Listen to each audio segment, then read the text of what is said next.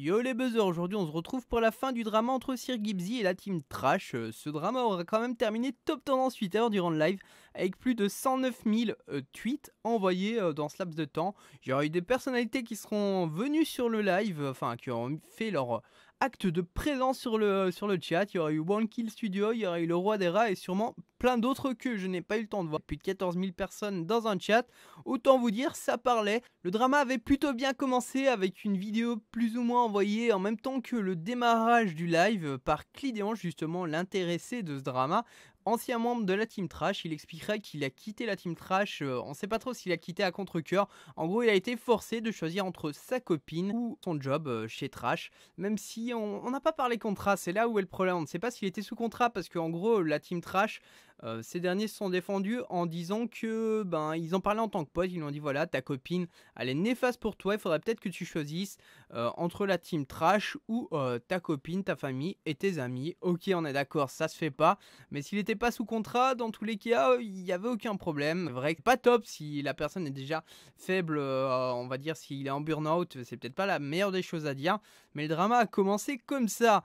Ensuite, il y a eu un enchaînement directement, donc Clidéon s'est fait harceler par des personnes, sûrement des fans de la Team Trash ou autres, des gens qui se sont amusés à lui livrer des pizzas et à le téléphoner en privé.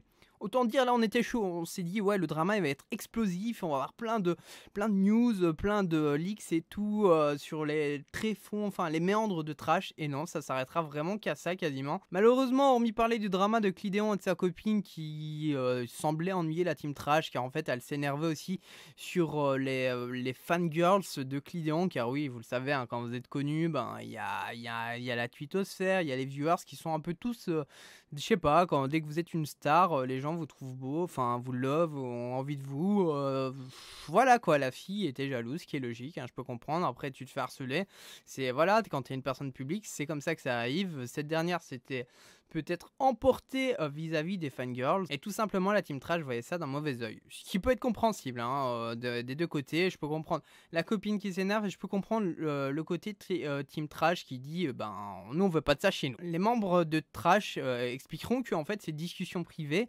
d'ailleurs que j'affiche, il y aura que le texte, hein, vous n'aurez rien d'autre, vous n'aurez pas le nom de la personne qui a dit ça, était avant tout une discussion entre potes avant d'être un boss employé, ce qui peut être plus ou moins compréhensible car on sait hein, quand on se lance dans YouTube, on démarre de rien et on monte au fur et à mesure. Certes ils sont 1 million les Trashers, mais bon, quand il est arrivé, Clidéon, ils n'étaient pas encore au million, hein, ils étaient bien en dessous, ça fait quand même plusieurs mois qu'il n'est plus chez eux. Le second point abordé était la communication horizontale qui est pour ainsi dire inexistante. Qu'est-ce que je veux dire par là?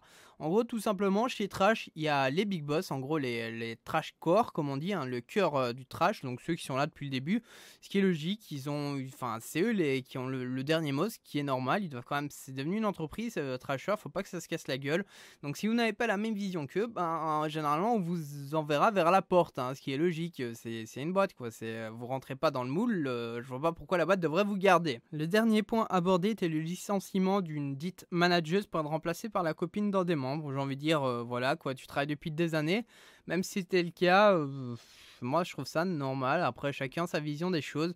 De plus, la manageuse, il aurait soi-disant eu des vols de dossiers, mais les dossiers, la Team Trash a dit allez juste voir sur cette URL et vous aurez la liste de toutes les organisations d'événements geeks en France. Malheureusement, je vois pas ce qu'on peut dire contre eux. Au final, autant de hype pour ça. Ce qui s'est passé, certes, c'est triste pour Clidéon, mais ça valait pas la peine de faire autant de foin. Certes, Trash n'est pas tout rose, mais j'ai envie de dire, trouvez-moi une boîte qui est totalement toute rose, le monde des bisounours où tout le monde est joyeux. Même chez Google, ça va pas. Chez Google, il y a des gens en burn-out, il y a des gens qui n'ont pas la même opinion que Google, la même façon de penser, qui se font licencier. C'est normal, c'est comme ça dans toute entreprise. On essaie d'avoir des gens qui ont la même façon de penser, ou alors du moins on essaie de les comprendre, mais ça se limite à ça, et surtout on règle ça en interne. On se retrouve pour une prochaine vidéo, n'hésitez pas à liker si ça vous a plu, à vous abonner. On espère qu'on aura des dramas un peu plus croustillants, parce que là on est resté sur notre fin. Certes ça a terminé top tendance Twitter, mais c'est pas une raison. Allez, bye bye.